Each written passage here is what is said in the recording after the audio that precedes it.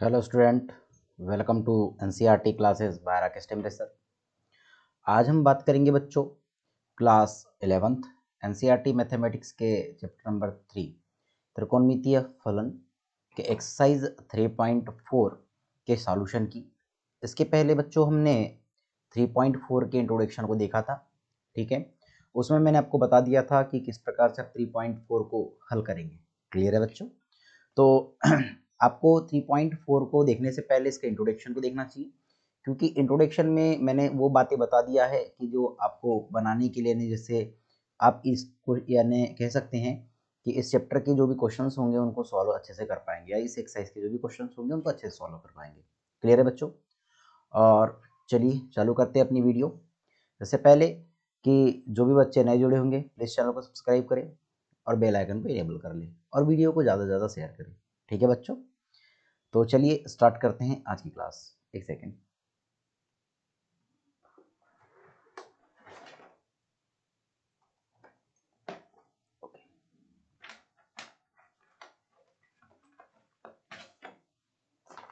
चलिए चलिए स्टार्ट करते हैं। तो देखेंगे क्या कैसे इसको बनाने वाले हैं, तो ध्यान से देखेंगे। आपको यहाँ इसको हल करने के लिए कुछ बातें याद रखनी पड़ेगी बच्चों। वो क्या क्या बातें हो सकती हैं, तो ध्यान से देखिए। मैंने आपको बताया था इंट्रोडक्शन में, याद आ रहा होगा। मैं उन बातों को यहाँ लिख देता हूँ। कौन कौन सी बातें होगी, या लिखने की जरूरत तो है नहीं, मैं आपको सीधे यहाँ स्लाइड दी गई है, मैं उसी में आपको रिप्रेजेंट कर के दिखा देता हूँ। पहली बात आपको क्या याद रखनी है उस पर चलते हैं। तो देखिए इंट्रोडक्शन में मैंने आपको बताया था बच्चों कि आप यहाँ पर याद रखेंगे इस पॉइंट को। कौन से पॉइंट को? ये पॉइंट जो दिया है मैं आपको बता देता हूँ कहाँ गया। चलिए ठीक, ये देखिए sine x is equal to 0 अगर होता है तो आप याद रखेंगे कि आप क्या बोलता है, sine x is equal to 0 हो तो x is equal to n pi, जहाँ पर n is belong to z, ठीक है। और यदि आपको cos x is equal to 0 हो तो x is equal to 2n plus 1 और इंटू पाई बाई 2, जहाँ पर जहाँ पर n is belong to z। Okay बच्चों, दो बातें याद रखेंगे। उसके बाद आगे बढ़ता हूँ मैं। तो आप इस बात को याद रखेंगे कि यदि sine x is equal to sine y है, तब आप इस बात को याद रखेंगे कि x is equal to n pi plus minus 1 the whole raise to the power n into y, जहां पर n एक क्या है, इंटेजर्स है, ठीक है। उसके बाद सेम आगे इसी प्रकार से हम बढ़ते हैं और यहाँ की बात देखते हैं आगे कि अगर आपके पास प्रमेय दिया गया है तो आप कह सकते हैं कि अगर cos x is equal to cos y है तो x is equal to 2n pi plus r minus y, जहाँ n is belong to z है। क्लियर है बच्चों? इस बात को आप अच्छे से याद रखेंगे। बढ़ते हैं और एक टॉपिक पर। तो ध्यान से देखिएगा, यहाँ पर और एक टॉपिक है हमारे पास कि यदि tan x is equal to tan y है तो x is equal to n pi plus y, जहाँ पर n is belong to z है। क्लियर है? चलिए, तो इतनी बात आप याद रखेंगे। मैंने वैसे इसको अंडरलाइन करके रख दिया है, तो आप यहाँ ध्यान से देखिएगा, है ना। मैंने इनको अंडरलाइन करके रखा है, अभी इसको हम आगे पढ़ने वाले हैं, ठीक है बच्चों। तो लीजिए स्टार्ट करते हैं आज की वीडियो और इसमें देखेंगे इसका पहला क्वेश्चन कैसे बनेगा। तो देखिए हम पढ़ने वाले हैं बच्चों, यहाँ पर क्वेश्चन नंबर जो है कहना चाहिए कि फर्स्ट, है ना, यानी कि एक्सरसाइज 3.4 का फर्स्ट क्वेश्चन है, निम्नलिखित समीकरणों का मुख्य तथा व्यापक हल ज्ञात कीजिए। यानी हमको मुख्य मान भी निकालना है, मुख्य हल भी ज्ञात करना है और व्यापक हल भी ज्ञात करना है। क्लियर है बच्चों? तो लीजिए स्टार्ट करते हैं पहला क्वेश्चन। पहला क्वेश्चन दिया गया है आपके पास tan x is equal to under root 3। तो देखिए अगर फर्स्ट क्वेश्चन का अगर हल देखेंगे तो आपको सबसे पहले लिखना पड़ेगा कि tan x is equal to square root 3, ठीक। क्या आप tan x को इज इक्वल टू, अब tan x को tan x से लिखे, लेकिन अंडर रूट 3 को आप tan क्या कह सकते हैं, क्या कह सकते हैं, tan पाई बाई 3 कह सकते हो कि नहीं, बताओ मुझे, यस या नो। tan पाई बाई 3 कह सकते हो, या इसको और एक बात कह सकते हो। मैंने बताया था कि ये अगर प्रथम चतुर्थांश है तो इसमें पॉजिटिव होता है टेन और इसमें भी होता है, यस या नो, ठीक है। तो तृतीय चतुर्थांश में होता है। मैंने अगर कहा ये 60 का मान है, ये किसका मान है जी, 60 का मान है, तो आप कहेंगे कि इधर किसका मान होगा, तो 120 का होगा। ठीक है जी, यस समझ में आ गया। यहाँ 270 में से अगर मैं 30 को घटाता हूँ, 270 में से अगर 30 को घटाता हूँ तो ये 240 का मान होगा। और ये 240 को अगर मैं पाई में कन्वर्ट करता हूँ तो बटे 180, जीरो से जीरो कट गया, 6 तिया 18 और 6 चौके 24। ठीक है, तो क्या होगा, या फिर ये किसकी वैल्यू हो सकती है कि 10 4 पाई बाई 3 की वैल्यू हो सकती है। क्लियर है। तो अब आप मुख्य मान देखेंगे तो मुख्य मान इसका क्या होगा, तो मुख्य मान होगा बच्चों x इज इक्वल टू या तो पाई बाई 3 होगा या 4 पाई बाई 3 होगा। यहाँ तक आपको समझ में आ गया होगा कि हम मुख्य मान कैसे निकाल सकते हैं। अब अगर व्यापक मान की देखें तो व्यापक मान, अब देखिएगा व्यापक मान में अगर 10x is equal to 10y है, 10x is equal to 10y है, तो हमने देखा है कि इसका जो फार्मूला होता है कितना होता है, x is equal to n pi plus y। Is no, अगर आपको ये याद नहीं होगा तो देख लीजिए, बता दे रहा हूँ मैंने यहाँ पर, बता दे कोई अंडरलाइन लगा हुआ है। ठीक है जी, तो चलिएगा, तो हम यहाँ क्या लिखेंगे इसके व्यापक मान में, इसका व्यापक मान में देखिएगा क्या आ गया x, इस कंडीशन को देख लो, तो x की जगह x है, y की जगह 3 पाई यानी कि पाई बाई 3 है, ये हो जाएगा x is equal to n pi plus y के जगह आप देखेंगे तो पाई बाई 3 है। तो व्यापक मान ये हो गया, ये आपका फर्स्ट क्वेश्चन का आंसर हुआ। अगर हम इसके सेकंड क्वेश्चन को देखते हैं तो सेकंड क्वेश्चन दिया है बेटा sec x is equal to 2। तो क्या आप इस sec x को sec x लिख सकते हैं, जबकि ये जो 2 है तो 2 को आप क्या लिख सकते हैं, तो अगर मैं sec x को sec x रखा लेकिन sec को हमने कन्वर्ट कर दे, ऐसे कर सकते हैं, रुक जाइए एक मिनट रुक जाइए, क्या हम इसको ऐसे sec x को कन्वर्ट कर सकते हैं बच्चों, किस में, तो हम इसको कन्वर्ट करेंगे किसमें, sec को कन्वर्ट कर देंगे, बता दो sec का उल्टा क्या होता है, बताओ जल्दी से, sec का उल्टा क्या होता है, cos, इसको मैं लिख सकता हूँ cos x। अब इसको जब cos x लिखा, सेक को cos x लिखा, तो इसे इसका उल्टा लिख दो तो इसका 1/2। अरे यार, इसको कहने का मेरा मतलब ये है कि सेक x को आप 1/cos x लिख सकते हो कि नहीं, इज इक्वल टू 2 होगा। अगर मैंने cos x को इधर ले गया तो 2 को इधर लाऊंगा ना भैया, ये बात समझ में आ गई। ठीक, चलो यस। अब देखो ये cos x का cos x रह जाएगा इज इक्वल टू क्या, आप 1/2, अब 1/2 जो वैल्यू देखते हैं वो किसकी होती है, तो cos पाई बाई 3 की होती है, यस नो, ये cos पाई बाई 3 की होती है या cos 5 पाई बाई 3 की होती है। आप इन दो बातों को ध्यान से देखिएगा।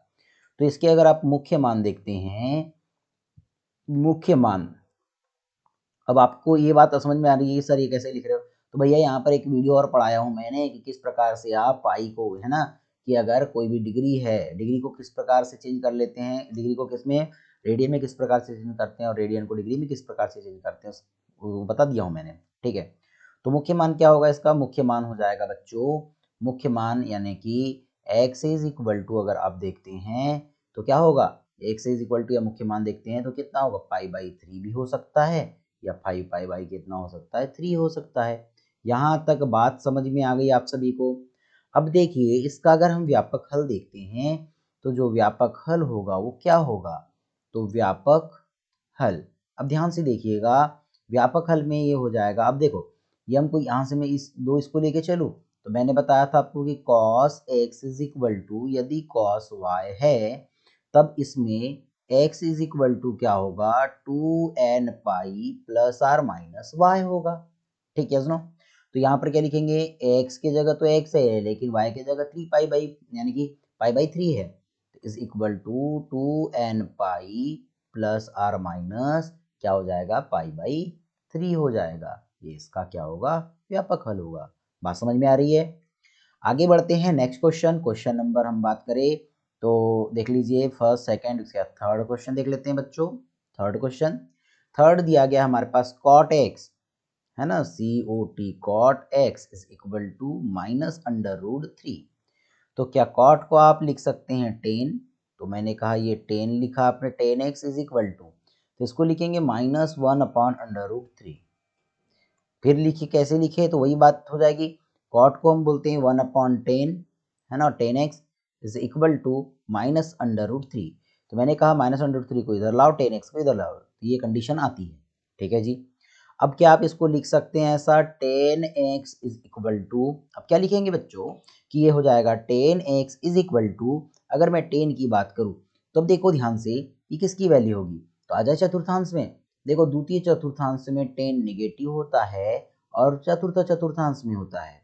हाँ या ना बोलिए जल्दी से, यस।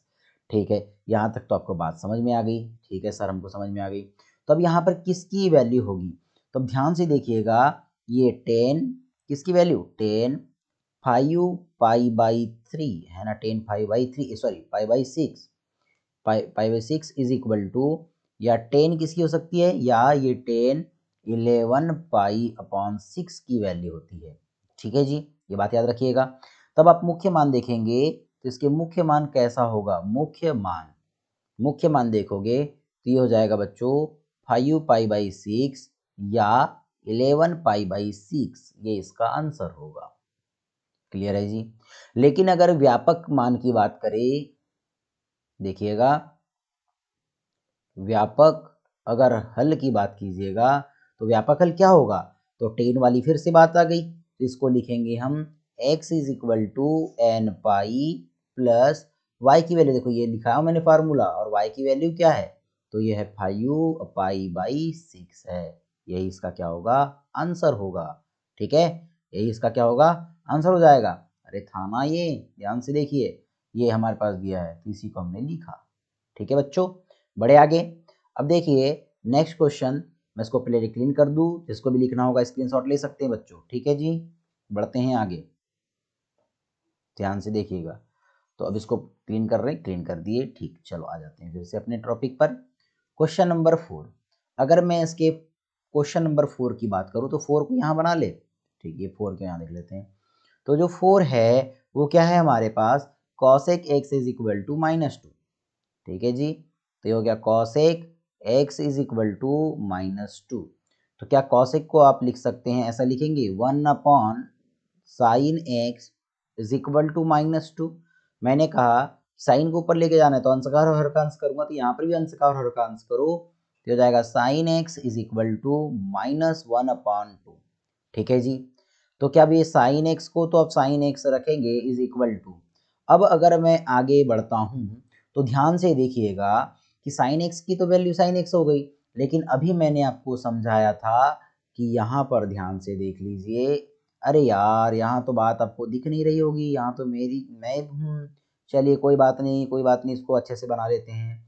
4th क्वेश्चन को यहाँ पर देखते हैं। ठीक है, ओके सॉरी, क्या है कि cosec x is equal to -2 है, तो आप cosec x को 1/sin x लिखेंगे इज इक्वल टू -2। तो इसको लिखेंगे बेटा sin x is equal to, देखो इसको इधर लेगा, इसको इधर लाए, इसका मतलब 1/-1/2। ठीक है जी, ये बात समझ में आ गई। अब देखिए sin x का तो sin x होगा। अब देखिए निगेटिव वैल्यू को यहाँ पर देखिएगा, पहले चतुर्थांश में धनात्मक, दूसरे चतुर्थांश में धनात्मक, जबकि तीसरे और चतुर्थ चतुर्थांश में ऋणात्मक होता है। हाँ या ना, ठीक है, तो तीसरे व चतुर्थ चतुर्थांश में आ जाएंगे बच्चों। ठीक है, तो किसकी वैल्यू होगी, तो ये होगी, अगर मैं इसकी बात करूं तो ये हो जाएगा, देखिए ध्यान से, ये होगा sin 7π/6 है ना, sin 7π/6, और ये किसकी वैल्यू होगी, sin 11π है ना, 11π/6 की वैल्यू होगी। ठीक है जी। अब देखिए अगर इसको हल करते हैं तो इसका जो मुख्य मान होगा, अब इसका जो मुख्य मान है बच्चों वो क्या होने वाला है, तो हो जाएगा बेटा इज इक्वल टू 7π/6 होगा, या फिर 11π कितना होगा, 6 होगा।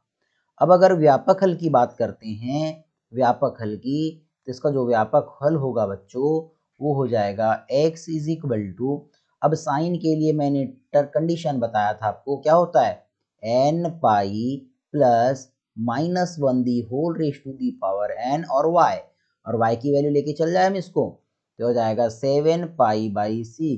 कैसे ले रहे हैं पता है कि नहीं इसको, अरे ये टर्म लेते हैं ना ऐसा कि sine x is equal to sine y, तो साइन x की जगह साइन x है और साइन वाई की जगह अगर देखते हैं आप तो साइन 7π/6 है। ठीक है जी, बात समझ में आ गई, क्लियर है यहाँ तक। तो इस प्रकार से क्वेश्चन नंबर 4 तक इसका सॉल्यूशन हो चुका है। बढ़ते हैं आगे। निम्नलिखित प्रश्नों यानी निम्नलिखित प्रत्येक समीकरणों का व्यापक हल ज्ञात कीजिएगा। ठीक है, तो चलिए इन क्वेश्चनों को आप कैसे हल करेंगे इस पर हम चर्चा करते हैं। तो देखिए, इसका हम बात करने वाले हैं क्वेश्चन नंबर 5 की। क्वेश्चन नंबर 5 को आप कैसे हल करेंगे? तो देखिए, क्वेश्चन नंबर 5 है हमारे पास cos 4x is equal to cos 2x। यहाँ तक बात समझ में आ गई, ये दो वैल्यू हमारे पास है। अब आप इसको कैसे हल करेंगे?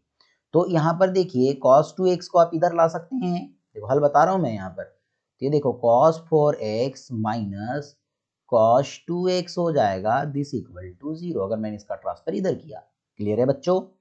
आगे बढ़ते हैं। तो देखिए, cos 4x minus cos 2x is equal to 0 हो चुका है।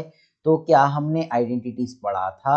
हमने आइडेंटिटीज पढ़ा था, और वो आइडेंटिटी यहाँ लिखना चाहूंगा मैं। देखिएगा, सबसे ऊपर में यहाँ पर लिख रहा हूं मैं, तो ध्यान से देखो। हमने लिखा था बेटा cos c minus cos d is equal to minus, है ना, minus sine c plus d upon 2। उसके बाद देखा था इनटू, फिर से यहाँ साइन आता है, और c minus D upon 2। Clear है बच्चों? ये बात हमने देखा था। तो अब ध्यान से देखिएगा, यहाँ पर वही कंडीशन अप्लाई करेंगे। c की जगह 4x है और d की जगह क्या बच्चों 2x है।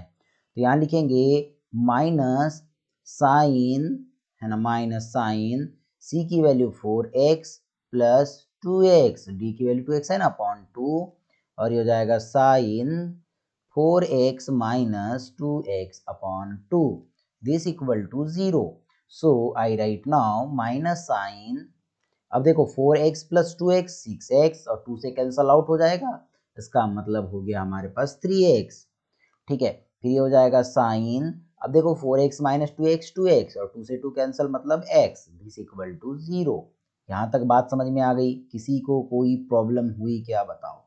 अब देखो, ये माइनस साइन है, दोनों पक्षों में ऋण चिन्ह का गुना करूंगा तो ये साइन हट जाएगा, मतलब साइन 3x, और ये हो जाएगा sine x is equal to क्या होने वाला है, 0 होगा।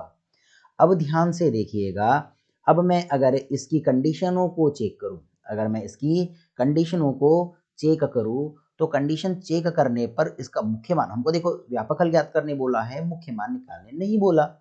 अब ध्यान से देखना, अब मैं कहता हूं कि आप इसको ऐसा लिख सकते हो, sign 3x is equal to 0, या क्या लिख सकते हो, sine x is equal to 0, क्योंकि देखो ना, इस ये दोनों गुणांक में हैं, मतलब इसका बराबर भी 0 होगा और इसके बराबर भी 0 होगा।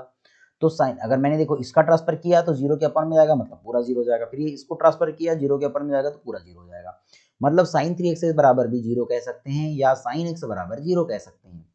अब देखिए, मैंने आपको पढ़ाया था बच्चों कि अगर sine x is equal to 0 है, तब आप x का जो मान लिखोगे वो n पाई लिखोगे। क्या लिखोगे? n पाई लिखोगे। अगर आपको याद नहीं होगा तो देख लीजिए, आ जाइए इधर। कहाँ गया? ये देखिए लिखा हुआ है सबसे ऊपर में, ये सबसे पहला वाला पैराग्राफ। कौन सा वाला पैराग्राफ? ये पैराग्राफ। ठीक है जी, बढ़ते हैं आगे। तो देखिएगा, मैं क्या लिखूंगा, तो साइन एक्स यानी 3x बराबर 0, मतलब क्या हो गया, ये 3x लिखूंगा। 3x इज इक्वल टू, अब क्या लिखूंगा बेटा, n पाई लिखूंगा। अब 3 का ट्रांसफर करेंगे तो x is equal to n pi by 3। Clear है जी? या, और ये या। ठीक है, अब ध्यान से देखो, अगर साइन x का निकालेंगे तो ये जाएगा x is equal to n pi. तो जो इसके मुख्य मान होगा वो भी, ये भी आंसर हो जाएगा। तो अपन लिखेंगे मुख्य मान, सॉरी व्यापक हल, x is equal to n pi by 3 या n पाई, ये इसका क्या हो जाएगा, राइट आंसर हो जाएगा। क्लियर है बच्चों? समझ में आया? ठीक है, ऐसे आपको बनाना पड़ेगा। तो आगे बढ़ते हैं नेक्स्ट क्वेश्चन की ओर, जल्दी से स्क्रीनशॉट ले लीजिएगा, आगे बढ़ते हैं हम। देखिए, अब क्वेश्चन नंबर 6 की ओर, है ना। क्वेश्चन नंबर कौन सा देखने वाले बच्चों यहाँ पर? 6। तो क्वेश्चन नंबर 6 क्या गिवन है हमारे पास? ये है cos 3x plus cos x minus cos 2x is equal to 0। Yes no? ये अब हमारे पास क्वेश्चन है। आप इस क्वेश्चन को कैसे हल करेंगे। क्लियर है बच्चों, यहाँ तक समझ में आ रही है ना, कोई दिक्कत नहीं होना चाहिए, बहुत ही सरल से क्वेश्चन चल रहे हैं, कोई दिक्कत किसी बच्चों को नहीं होनी चाहिए। अब देखिए ध्यान से, अभी मैंने माइनस वाला बताया था, अब प्लस वाला बताता हूँ कि यदि cos c plus cos D होता है इज इक्वल टू, ये होता है बेटा ट्वाइस, है ना, ये क्या हो जाता है ट्वाइस, है ना। अब आगे बढ़ते हैं, अगर मैं आगे बढ़ के चलूँ, मैंने एक कंडीशन लिखा था कि नहीं यार, मुझे याद नहीं आ रहा है, ठीक, टू सामने लिखा था कि नहीं लिखा था, मुझे याद नहीं आ रहा है एक्चुअल में, ठीक है, आपको याद आ रहा है क्या, जल्दी बता दीजिए, क्या कंडीशन आपको याद आ रही है सी, ट्वाइस के रूप में लिखे थे, नहीं, एक सेकेंड, जो क्वेश्चन नंबर 5 था, क्वेश्चन नंबर 5 ऐसा था ना, एक मिनट, क्वेश्चन नंबर 5 को पहले देख लेते, फिर इसको देखेंगे, ठीक है। मैंने लिखा था cos 4x is equal to cos 2x था, मिला लीजिएगा, cos 2x को इधर ट्रांसफर करेंगे तो cos 4x minus cos 2x होगा, cos 2x is equal to 0। अभी दोनों कंडीशनों को हल किया था तो ये आएगा -2, तो ये 2 आता है बेटा, 2 यहाँ पर याद रखना, अगर देखो मैंने लिखा नहीं हुआ तो sorry, 2 sign 4x plus 2x upon 2, और ये होता है into sine 4x minus 2x upon 2 is equal to 0। तो अब देखेंगे, देखो ये 2, अब ये हो जाएगा -2, है ना, ये हो गया -2 और इसको हल करेंगे तो 4x plus 2x 6x, 6 upon 2 मतलब 3, तो साइन 3x, और ये हो जाएगा sine x is equal to 0। दोनों पक्षों में -2 का मल्टीप्लाई करें, -2 से क्या करेंगे, इसको डिवाइड करेंगे, तो मतलब ये हो जाएगा साइन 3x और ये हो जाएगा sine x is equal to 0। इसके बाद तो अब समझ में आ गया था, ठीक है, सॉरी ये 2 लिखना भूल गया था, 2 लिख लेंगे, ठीक है जी। बढ़ते हैं आगे, इसको अपन थोड़ा सा इरेज कर लेते हैं, ठीक, हमको जो क्वेश्चन देखना था उस क्वेश्चन के ऊपर चर्चा करते हैं, ठीक है बच्चों, यहाँ तक समझ में आ गया, थोड़ा सा गलती हो गई थी, इसके लिए माफ़ी चाहेंगे आपसे, कोई दिक्कत नहीं है, ठीक, चलो बढ़ जाते हैं आगे हम। अब देखिएगा आगे के इसको जो इसका जो हल होने वाला है वो क्या होगा, उस पर चर्चा करते हैं बच्चों। तो देखिएगा, अब इसको हल करेंगे तो आपने पढ़ा है कि cos c plus cos d is equal to 2 cos c plus d upon 2, और ये होगा cos c minus d upon 2, ये फार्मूला पढ़ा है आपने, यस या नो, ठीक है जी। आगे चले जी, बनाते हैं इसको। तो देखो मैं 3x को c मान के चलता हूँ और x को d मान के चलता हूँ, तो इसको लिखेंगे आप 2 cos 3x plus x upon 2, और ये हो जाएगा cos 3x minus x upon 2, फिर ये माइनस हो जाएगा cos 2x का cos 2x is equal to 0। जब हल करेंगे बेटा तो ये हो जाएगा 2, अब इसको हल करो, देखो 3x और ये x कितना हो जाएगा, ये देखो पहले तो cos लिख दूँ, 3x और ये x 4x अपॉन 2 मतलब 2x, ठीक है जी। फिर हो जाएगा cos 3x minus x 2x से 2 कट गया तो ओनली कितना हो जाएगा, ओनली x बचेगा, minus cos 2x is equal to 0। दोनों पदों में आपके पास क्या है कि cos 2x है, तो आप इसको क्या कर लीजिएगा, कॉमन कीजिएगा, बचा क्या, यहाँ पर 2 बच गया और एक cos x बच गया, और ये -1, यहाँ कुछ नहीं बचा मतलब 1 बचा, ठीक है जी। अब इज इक्वल टू क्या होने वाला है, ध्यान से देखिएगा, अब इज इक्वल टू ये हो जाएगा हमारे पास 0, ठीक है जी। अब आगे बढ़ते हैं हम, तब 2 कंडीशन लेके चलने वाला हूँ, ध्यान से देखना। अब मैंने बोला कि तब क्या मैं कह सकता हूँ, तब 2 यानी कि सॉरी ये 2 नहीं आएगा, तब ध्यान से देख लीजिए, ये होगा बच्चों हमारे पास, तब cos 2x is equal to 0, या क्या होगा 2 cos x minus 1 is equal to 0, मतलब इसके बराबर भी 0 रहेगा और इसके बराबर भी 0 रहेगा। तो देखो cos 2x, अब ध्यान से देखना, cos 2x है तो cos 2x बराबर हम देखेंगे, इसका जो व्यापक होल होगा बच्चों, वो होगा 2x इज इक्वल टू कितना होता है, बताओ जल्दी से, क्या बताया था फार्मूला जी, याद आ रहा है आपको, कुछ याद बनता है कि नहीं, ये होता है 2n plus 1 into pi by 2, ठीक है। अब ध्यान से देखो इसको, या इसको बाद में हल करते हैं या पहले हल कर ले इसको, तो x की वैल्यू निकालूंगा तो x इज इक्वल टू 2 का ट्रांसफर करते हैं तो ये होगा 2n+1 और ये हो जाएगा π/4। बात समझ में आ गई। 2 का इधर ट्रांसफर करेंगे तो अपॉन में जाएगा और 2 दूनी 4 हो जाएगा।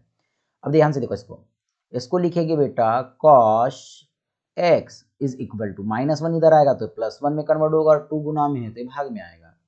या इस पद को अब देखो, इस पद को क्या लिखेंगे तो ये हो जाएगा cos x और ये किसकी वैल्यू है अगर आप देखते हैं तो ये प्रथम चतुर्थांश में π/6 या π/3 की, तो हो जाएगा cos π/3 की वैल्यू होगी। ठीक है जी। अब इसमें देखो कि अगर cos x plus is equal to cos y होता है तो क्या लिखते हैं, तब आपको याद होना चाहिए इस बात को। क्या लिखेंगे, इसको लिखते हैं x इज इक्वल टू, बताओ क्या लिखते हैं, x is equal to 2n pi plus r minus y, y की वैल्यू π/3। ये आपका राइट आंसर होने वाला है, यानी ये भी आंसर हो सकता है या ये भी आंसर हो सकता है। ठीक है बच्चों, चलिए इसको क्लीन करते हैं, चलते हैं नेक्स्ट क्वेश्चन पर। ओके, क्वेश्चन नंबर अब देखते हैं 7। क्वेश्चन नंबर 7 को आपको कैसे हल करना चाहिए था वो देखते हैं। तो देखिए sine 2x plus cos x is equal to 0 है, इज इक्वल टू क्या है हमारे पास 0 है।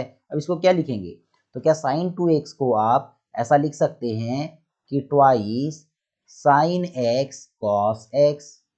अरे फार्मूला होता है ना साइन 2a बराबर 2 sine a cos a plus cos x is equal to 0। ठीक है बच्चों, दोनों में से मैं cos x को कॉमन करता हूं तो बचा क्या मेरे पास, यहाँ 2 बच गया, फिर sin x और ये बच गया +1 इज इक्वल टू 0।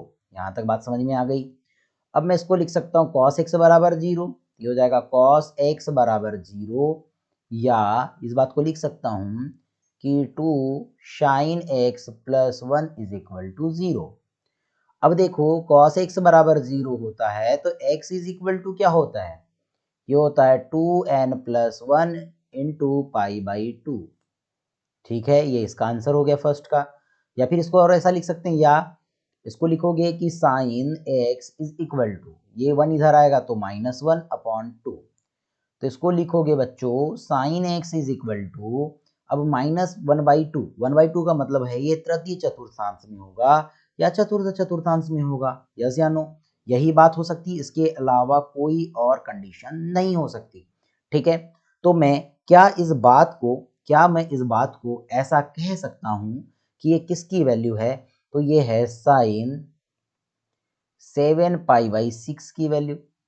तो मैं यहाँ पर मुख्य मान निकालूंगा तो x इज इक्वल टू क्या होगा, ये हो जाएगा, ये होगा आपके पास साइन। अब देखो यहाँ पर ओनली क्या रहता है, एन पाई रहता है ना, क्या रहता है अपने पास, एन पाई रहता है, तो ये 2 तो नहीं होगा, ये एन पाई अब क्या होगा plus -1 the whole raise to the power n और y की वैल्यू 7π/6, ये इसका आंसर होगा। ठीक है जी, बढ़े अब क्वेश्चन नंबर 8 की ओर। चलो क्वेश्चन नंबर 8 पर चलते हैं। दिया है हमारे पास सेक स्क्वायर 2x, समझ में आ रहा है बच्चों, कोई दिक्कत नहीं होनी चाहिए, is equal to 1 minus 10 2x। क्लियर है, यहां तक का क्वेश्चन समझ में आया। अब आप इस क्वेश्चन में को कैसे हल करेंगे, तो देखो सेक स्क्वायर 2x को आप, अब आपने एक आइडेंटिटीज पढ़ा था कि सेक स्क्वायर में, यहाँ लिख रहा हूँ आइडेंटिटी, ये इधर कॉर्नर में है ना, sec square theta is equal to 1 plus tan square theta. ठीक है जी, तो सेक स्क्वायर थीटा यानी कि 2x को थीटा मान के चलो, तो इसको आप लिख सकते हैं 1 plus tan square 2x is equal to, ये होगा 1 माइनस टेन 2x। ठीक है जी, ये 1 से 1 कैंसल हो चुका है, 1 से 1 क्या हो गया, कैंसल हो गया। तब आप क्या लिखेंगे, इस -10 2x को इधर ला ले, ये होगा 10 स्क्वायर 2x, ये हो गया प्लस, और ये होगा 10 2x इज इक्वल टू 0। देखो 10 स्क्वायर 2x और 10 2x, मतलब दोनों में से 10x को कॉमन कर सकते हैं, 10 2x को, चलो कॉमन करो, तो बच गया 10 2x plus 1 is equal to 0, is equal to क्या हो गया 0। तब आप देखेंगे बच्चों, तब आप क्या बात कर सकते हैं, कैसे देखेंगे इसमें, कि एक पद तो आप इसको ऐसा लिख सकते हैं कि 10 2x इज इक्वल टू 0, या इस बात को ऐसा लिख सकते हैं कि 10 2x plus 1 is equal to 0। अब देखो 10 2x बराबर 0 है, ध्यान से देखना। अब टेन टू एक्स बराबर कितना है, 0 है, तो क्या आप इसको ऐसी बात कह सकते हैं, एक बात तो ये क्लियर हो चुकी है। अब क्या ये हो सकता है, ये कंडीशन सेटिस्फाई कर सकती है कि tan two x is equal to 0 हो सकता है कि, बताओ जल्दी से, जल्दी बताओ, आपके ऊपर छोड़ रहा हूं मैं, सोचो जल्दी से।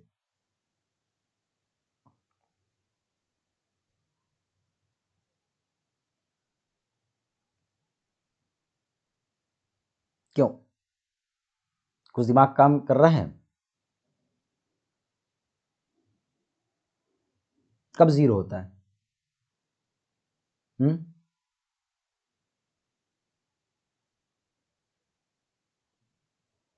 अरे टेन 0 पर 0 होता है ना, यस या नो? बोलो हाँ या ना।